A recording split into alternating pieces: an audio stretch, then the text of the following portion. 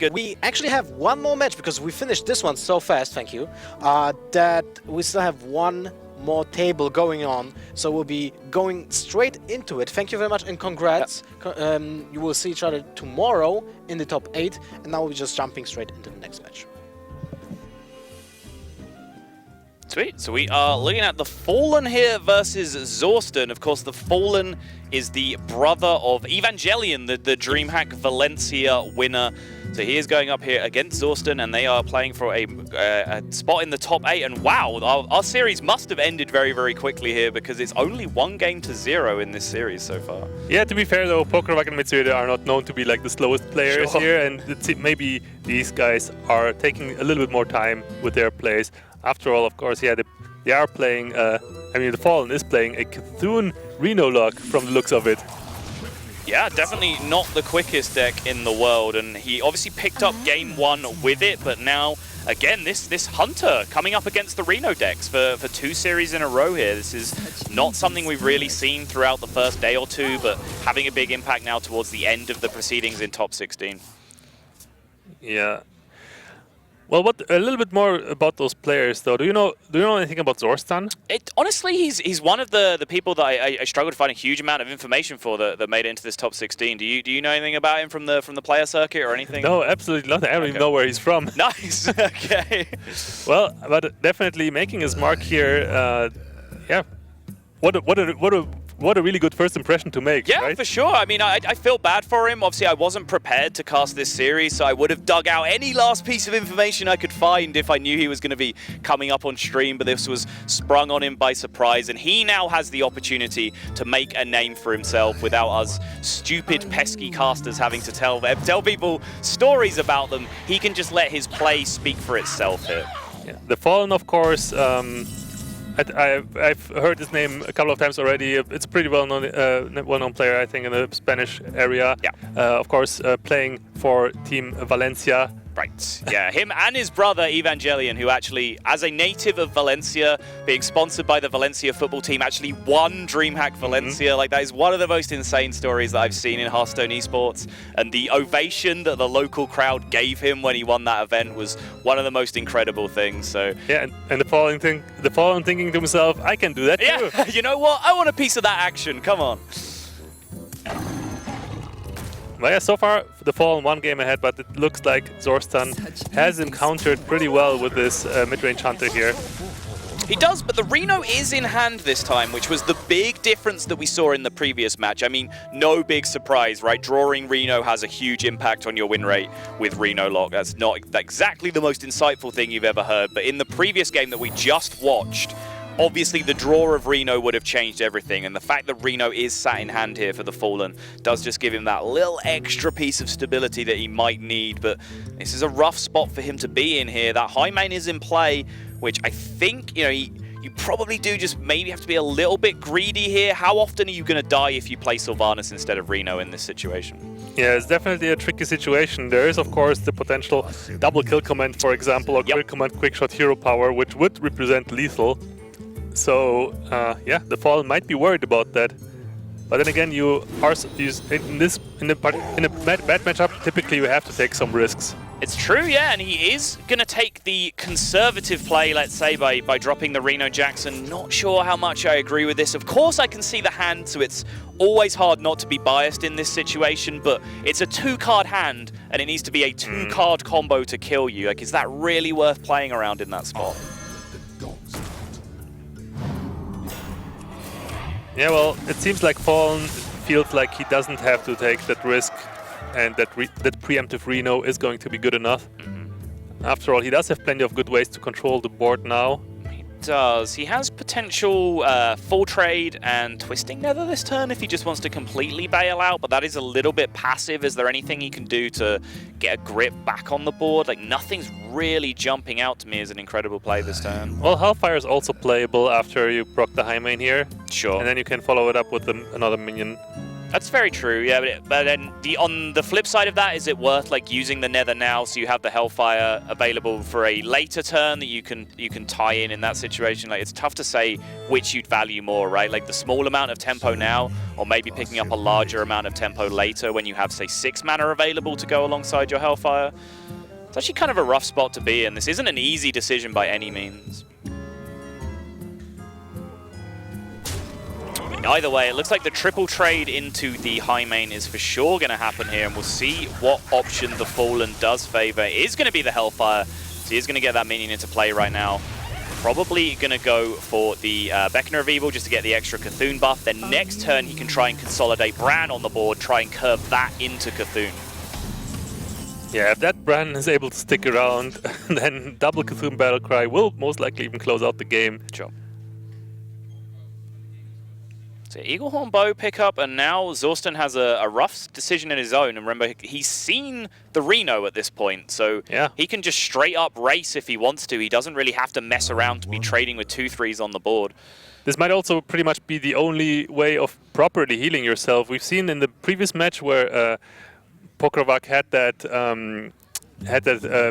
little bit different Reno lock with a lot more healing. He had the Cult Apothecary, for example, as well. That deck can heal more, but the Cthulhu version here, you have to fit in those Cthulhu cards somehow, so you have to cut back on other stuff, and then in that case, most of the time it's, yeah, you lack more healing because of that. Yeah, sure, but like, so I'm sure we're going to see the Eaglehorn Bow this turn. It's just that question of whether he's going face or whether he's trading with the minion. If he goes face and he manages to press Hero Power this turn, which he probably won't. Oh, he's actually going to go Houndmaster Hero Power. Interesting. So he's trying to front load this 4 damage from the Houndmaster. Then next turn he has Eaglehorn Bow plus Hero Power. That's 5 more for 9 total. Then another Hero Power on the following turn means that Kill Command is probably lethal. So he's set up a pretty fast clock here. Yeah, I really like this Houndmaster play. On board, it is not contested, so this is the point where it's most likely to be able to connect to the face. Sure, that makes sense. Veclor coming down, the really important draw, and it looks like TheFallen has decided that the time for tapping is over, which I agree with. He has everything in his hand he needs to win the game right now. He's just concerned about his life total, and this is consistent with his line earlier. He played around burst damage from hand previously. He's now seen that those 2 cards were Houndmasters and not the burst damage he was scared of, but still he's continuing to play around that damage from hand now by not being greedy with the life tap. Because by this time, this is pretty much the only thing that can kill him, right? With this immense board presence that the Twin Emperor Veclor provides, there's pretty much no way that minion-wise Zorstan can come back onto this board. Yeah, for sure. And the Huffer is not, I mean, it's better than nothing in this spot. None of the companions were particularly spectacular, but as you said, he's got to find a way to chew through this board, and the numbers just don't really work here. You don't want to trade 2 4s into a 6. The Kill Command is one off doing anything relevant.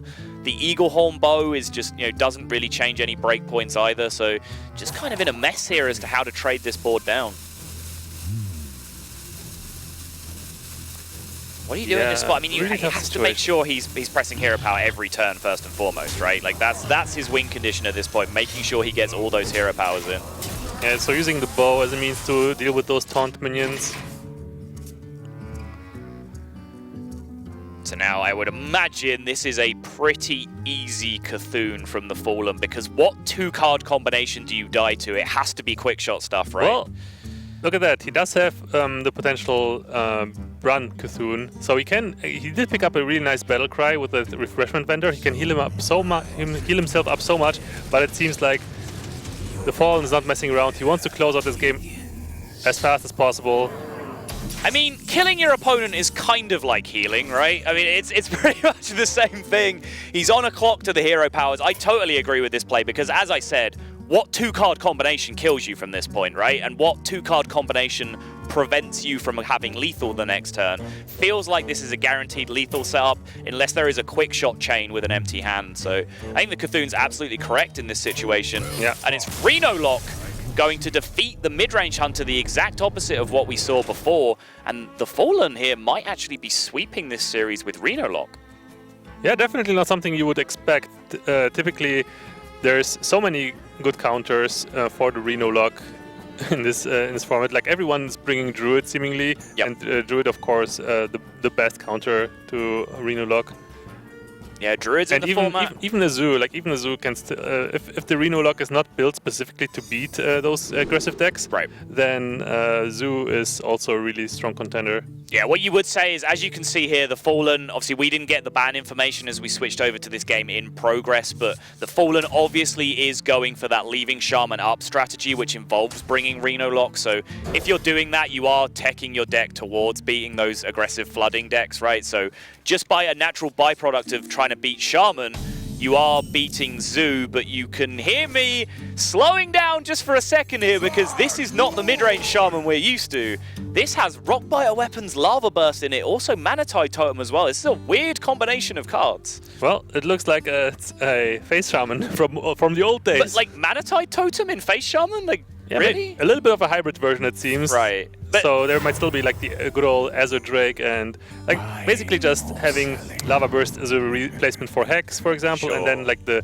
Doomhammer Rockbiter included as well as for finishing potential.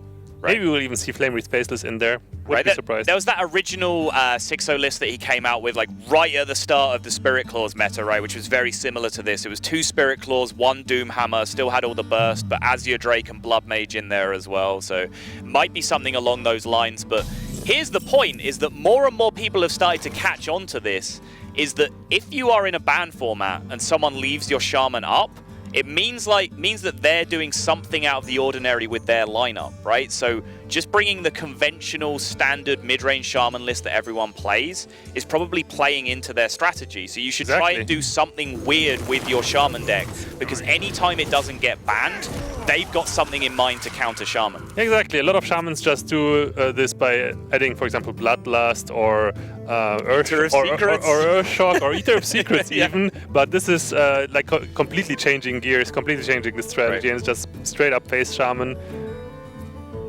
And it works out perfectly if your opponent doesn't expect it. But this time, yeah, TheFallen was expecting this. He knew the deck list. Yeah, and this is really just a very, very interesting deck. The Blood Mage is in there, so it does look like this is tilting towards that kind of 6-0 build that we saw early on. But the Manatide Lava Burst combination being sat in hand just always looks a little bit strange to me. Wait a minute. Not the most aggressive of starts we saw. Dark Peddler. How did Cogmaster get in here? Dark Peddler. Yeah, but isn't that GVG? What? Are they playing wild? Oh my god, you're absolutely right. Dun dun dun. Uh-oh. Alright, well, let's just hope it won't matter. Yeah, that could be an issue, but let's just move on anyway. Good catch though, Ecop. Good spot. I respect it. So now, Shadow Bolt, I guess, can come down on the Tunnel Trog, or he can go for a Disciple of Cthulhu turn, either way. I guess he has to deal with the Manatide Totem first and foremost, so it's just a matter of whether he does want to do it with the Shadow Bolt or the Disciple of Cthulhu. The Disciple of Cthulhu is kind of good and kind of bad in this situation, because it does just get farmed by the Tunnel Trog, but the Disciple of Cthulhu and the Cogmaster between the two of them combine to take out the 1-3. So yeah, a little bit unusual, I guess. Yeah, well, I'm pretty sure you want to get rid of this Manatide as soon as possible. The only way for the Warlock to really get outvalued by this Shaman is, yeah, giving him additional cards. Yeah, double Lava Burst in hand already. Not a super board-focused hand. Does have the 2 Tunnel Trogs, but starts to run out of steam after that if he can't really curve nicely into the Drakes if they are in the deck. So this might be a game that is just defined by Reno at this point, because the burst damage is building up, and it might just become about how quickly and effectively TheFallen can heal. It's just so brutal for Zorstan to have those Lava Bursts in hand already, because right now they are pretty much dead cards. You want to finish your opponent off with those, and if you have them in your hand early on, while those cards could have been something else, you want minions early on. You need to establish minion-based aggression first to eventually finish off with spells. That's usually how you do it with those kind of decks. Yeah, it looks like he is going to go for the board push here, but any way he does this, he's a little bit exposed to Hellfire. Actually, trading his Tunnel Trog into the 1-2 here will actually protect him from Hellfire, because the Divine Shield won't be able to be procced on the Argent Squire. before the Hellfire is cast. So he's left himself a little bit vulnerable here, but you know, Hellfire on curve isn't the biggest of deals, but still, it's a pretty necessary evil when there's 2 Tunnel Trogs in play, because if a Feral Spirits comes down, even though your Hellfire is then effective afterwards, you're still taking a lot of damage. But the Defender of Argus here for the value trades actually looks even better now that I look at it. Yeah, the Hellfire is like a worst-case scenario card. Sure. Typically, you don't really want to play it early. The later you're able to play it, the better it is, because typically the problem with Hellfire is you can't play anything as a follow-up, and then your opponent gets initiative. Yeah. So if you are able to play a minion alongside Hellfire, then you pretty much have the initiative. So that makes Hellfire better in that case. But yeah, Defender of Argus here obviously provides really good board presence, really good board clear opportunities for the Fallen, and now Zorstan does have the Maelstrom portal to clean up though. Shadow Bomber! No! Not again! Not like this! Tunnel Trog goes face, and now by saving that Hellfire, he is able to keep getting some value out here. Even the Shadow Flame is potentially usable alongside the Mortal Coil, because the Hellfire is a much more flexible card, like you said, and Shadow Flame Mortal Coil here, if he does want to react to this board and clear it, cycles him an extra card and it gets a situational AoE out of his hand in the Shadow Flame, lets him retain that Hellfire for pretty much any moment he wants to use it, where it would be pretty good.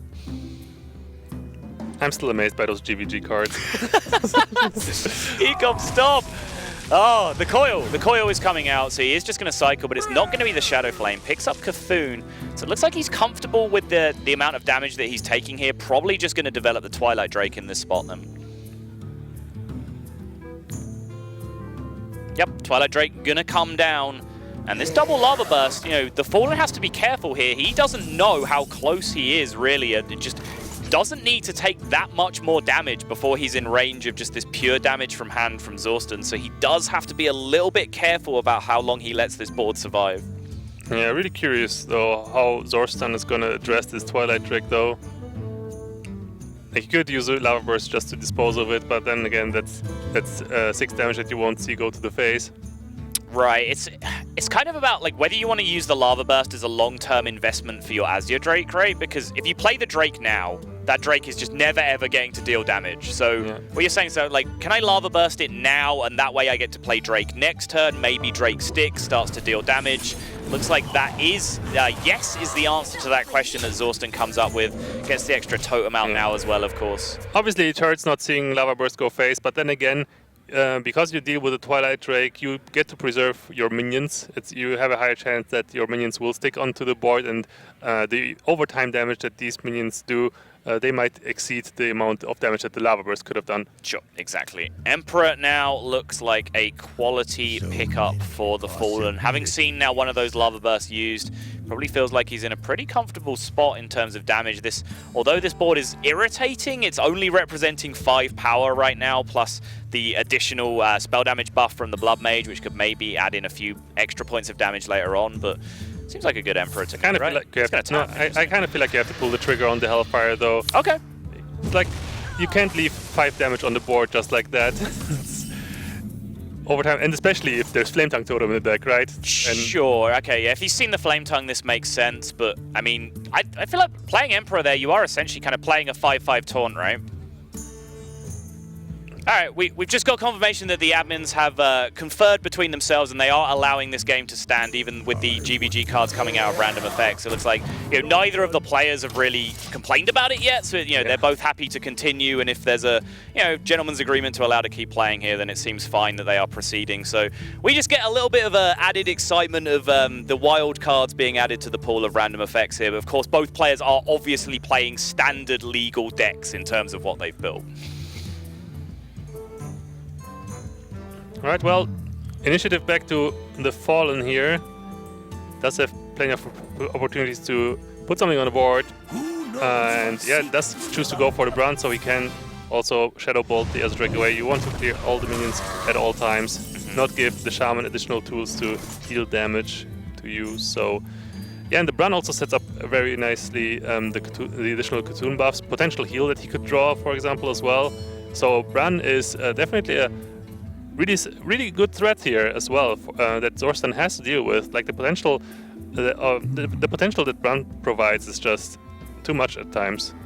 Of course, Zorstan has the way of clearing it here with the Argent Horse Rider and a Flame Tongue Totem. That's very convenient here.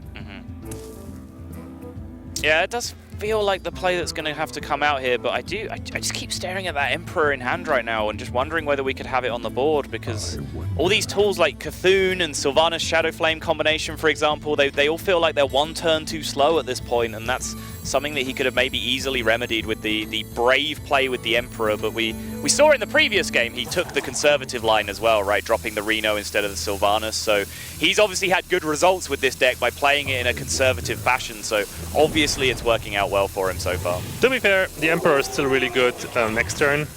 It does allow you to play Cthulhu as a follow-up, also Sylvanas Shadow Flame as a follow-up, so that seems pretty good. This doesn't really feel like a board that I want to be dropping Emperor into too often, and the Demon Wrath pickup is really not that effective against the board of 3 health minions. Shadow Flame doesn't really have a target to pair with either, just the Beckner of Evil, which is just the same effect as the Demon Wrath here, so I don't know, I feel like maybe he's got himself into a bit of a sticky spot here by, again, he used that Hellfire. We talked about an earlier turn where he could have used it. He actually ended up taking about the same amount of power off the board later on when he did use the Hellfire, and he still didn't like develop in the same turn, right? It was still that pass the initiative back to your opponent kind of turn that you talked about. The Hellfire, though, was pretty good to clear the board. I think it was important, but like you said, maybe playing the Emperor last turn was really good as well, because it would have set up a really good board clear. He didn't have a target for the Shadow Flame after all, and now he's stuck with the Shadow Flame, not being able to do anything proper with it. So if he just ignored the Ezra Drake, for example, he would have had a really sick Sylvanas Shadow Flame clear, for example. Yeah. So he's just going to play the Doomsayer here to try and gain some life, but there is already 13 damage in play. That's 14, meaning spell damage totem is lethal here. Sure, we start with the totem this turn no matter what. He can fit it into his curve with the thing from below regardless, so start with the totem roll and go from there is the plan. Yeah, it's 1 in 4, so let's just go for it. Unlucky. So now he is probably forced to trade into this Doomsayer. Of course, he can't really afford, from his perspective, to send all this damage face and maybe get blown out by a Reno Jackson play after the Doomsayer proc. So he'll be trading down, but he does have a really, really powerful board state still. Wow, he is going Zorstan disagrees. He does disagree. Wow. I agree with this play, honestly, though. You like it? Yeah, definitely. I would also... yeah, it's just... There's so much, when you know there's so many board clears and the Reno Lux deck, then yeah, you want to push face damage as much as you can with those minions and then finish off with spells. Like, I think that Zorstan is just going to try to dig for additional burst here. Lightning Bolt, Doomhammer, I suppose, as well. Rockbiter weapon, so much potential burst, and yeah, if the Fallen doesn't get some healing pretty soon here, it could be all but over. Interesting. So, all right, let's break this down, right? Because if Reno Jackson hits the board right now, you lose the game, right? We can agree on that. You just lose the game every single time if that happens. Yeah, I'm pretty sure so too. And in that case, Zorstan might have even had to go for the Lava Burst right away in order to prevent the life tap Reno. But then again, he can also get spell damage into Lava Burst, right, so that would be guaranteed lethal here as well. So depending on how many cards are left in the Fallen's deck, it's probably somewhere around 50% of his deck. You're looking at like this being just kind of a straight up 50% win rate play, more or less, right? By preserving the board state that he had, playing Thing from Below, trading into the Doomsayer, do you not feel more than 50% favored to win the game at that point with that board state in play? I guess it's like a one-card deal either way, right? Because you leave yourself weak to Twisting Nether the other way. This way was weak to Reno. It's kind of just 1-in-1 either way, right? Well, yeah, but I guess ultimately there's more clear than heal. Right, but you need a clear that specifically kills a Thing from Below as well as everything else, right? For it to be a good turn for them. So it's kind of just Twisting Nether or nothing. I don't know. Either way, it was an interesting decision. He decided to go all face, and even without the Reno coming down here, the Fallen has managed to be able to stabilize for a turn with the Crazed Worshipper of all things coming out in the Reno Cthulhu deck. And that's given him that one extra turn maybe that he's going to need to stabilize this game, because next turn he can potentially even Sylvanas Shadow Flame. Or Emperor Shadow Flame even, depending on which one he wants to hang around. And there's the Twisting Nether as well. The Twisting Nether kind of detrimental right now, because he wants to keep that taunt around at all times. How big is his Cthulhu right now? Is it somewhere around 12, I believe? He has the ability to grow it once with an attack from the Craze Worshipper as well. So there is 10 health in play, which means unless his Cthulhu is way bigger than I think it is, it's a really, really risky play to drop Cthulhu in this spot, though he does have the trades from the minions as well. So maybe that is the winning line, actually, just trying to set up lethal directly with the Cthulhu coming down. Yeah, sure seems that way. The Cthulhu will most likely be able to clean up the entire board, I feel like. But it seems like TheFallen takes the safe approach once more, just clearing the board with Shadow Flame instead. Right, so let's see. If he Emperor Shadow Flames here, he pushes 5, his opponent is at 20, he pushes another 5 next turn to put him at 15, which means that Cthulhu probably isn't lethal on the next turn, so this doesn't really set up a 2-turn lethal. But again, I apologize, I've lost track of exactly how big the Cthulhu is. If it's bigger than that, then yes, this can potentially set up a 2-turn lethal as well. Spell damage minion would have been lethal if there's the second Drake in the deck. I'm not sure if we've seen Blood Mage already as well. Either of those would have been lethal. The spell damage totem would have been lethal. He keeps missing it turn after turn. Ooh. And now there's a refreshment vendor. The crucial heal that TheFallen needed. It's not the Reno that would have absolutely blown out the game, but it can keep him hanging on here. But if he plays Vendor, he has to probably just play Sylvanas alongside it, and that means it's not good enough to be able to deal with the entire board in front of him. Again, is the Cthulhu the play to win in this situation? That's the question you've got to ask. All of these decisions, even going all the way back to that Emperor turn that we talked about, every turn has been really, really tough to work out from TheFallen. And at this point, with this card being stuck in Zorstan's hand for such a long time, 10-10. Okay. TheFallen pretty much has to know already what this is. Yep. So it actually was only a 10-10. He got that one extra buff that I was talking about from the Craze Worshipper to make it an 11-11. Flame Tongue is a whiff. This is it. All or nothing. 1 in 4. Spell damage totem. He deserves it. I think he's whiffed 4 times in a row now on that spell damage totem. 1 in 4. Come on. That's just how maths works, right? But it's not over yet.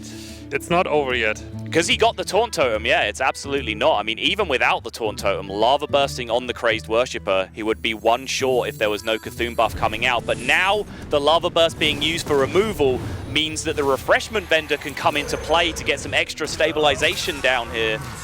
Wow, this is so close. It's the pickup. TheFallen looks to close out this game here somehow. Power Overwhelming, that will get the job done. Trades into the Taunt Totem. PO on the Cthulhu. What an insane series again. We saw a sweep with Midrange Hunter in our first series of this back-to-back, followed up by a sweep with Cthulhu Reno Lock of all things. This has been a nice way to end the day, to kind of break all these zoo-dominated series that we've seen for most of the 2-day proceedings. What's up, Lothar? How'd you enjoy watching some Reno Lock there for once? What the hell just happened? That's crazy, right? Three times in a row with Reno Warlock. I mean, Reno Cartoon Warlock, right? Yeah, the most unconventional of Reno Locks. Yes, very unconventional. And also, the Shaman wasn't that really, you know, a carbon copy of every single list, right? It was like a mix, like a hybrid between different type of approaches when it comes to the Shaman. He kind of...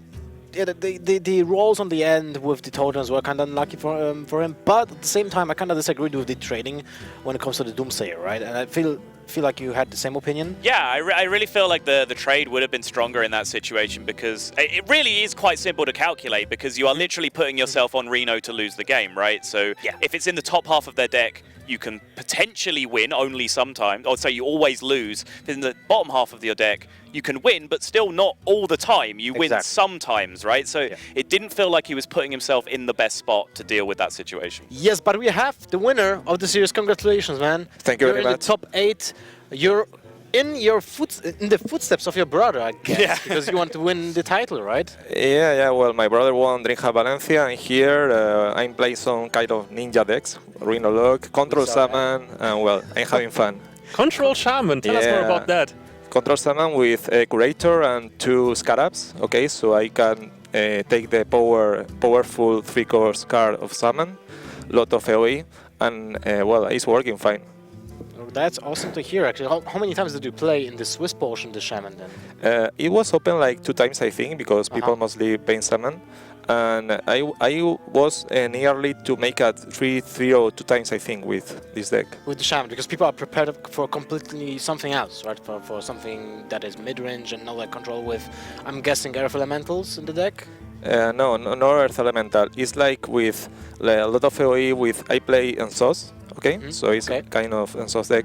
And as you say, when people don't ban Summon, because almost anyone bans Summon, they expect mid-range, so they play like Su, and this Su is a free win with this deck. I see. Well, that's a good strategy then, right? Any questions to the series? Because it was quite crazy. Yeah, I just want to talk to you quickly about the last game with Reno Lock, because there was so many decisions in that last game. Like, went to Hellfire, you could have played Emperor on 6 and passed it up as well. The timing on the Cthulhu at the end when you wanted to play it. Like, how much do you enjoy like playing that deck in terms of like the amount of decisions that you have to make with all the different cards that you're playing? Yeah, well, it's pretty fun because when you play like mid-range or aggro decks, you don't really have decisions. You play creatures on curve, and here, even if you win, you make mistakes every game and you learn every game. For example, I think like the first game when I play the 2/3 instead of Bran, okay, then I say, okay, if I draw Emperor. Okay, but I was thinking about the Corvo, 2/3, then Sylvanas, Bran, and then Cthulhu. But with so many cards that can combo with Bran, maybe it was a mistake. Sure. So it's really challenging playing those kind of decks.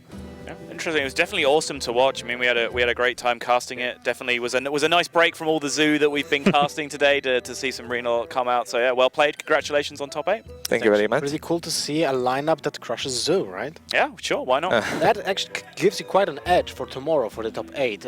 Are you aware of who you're playing already? I don't know. Okay, we'll probably see the brackets before the end.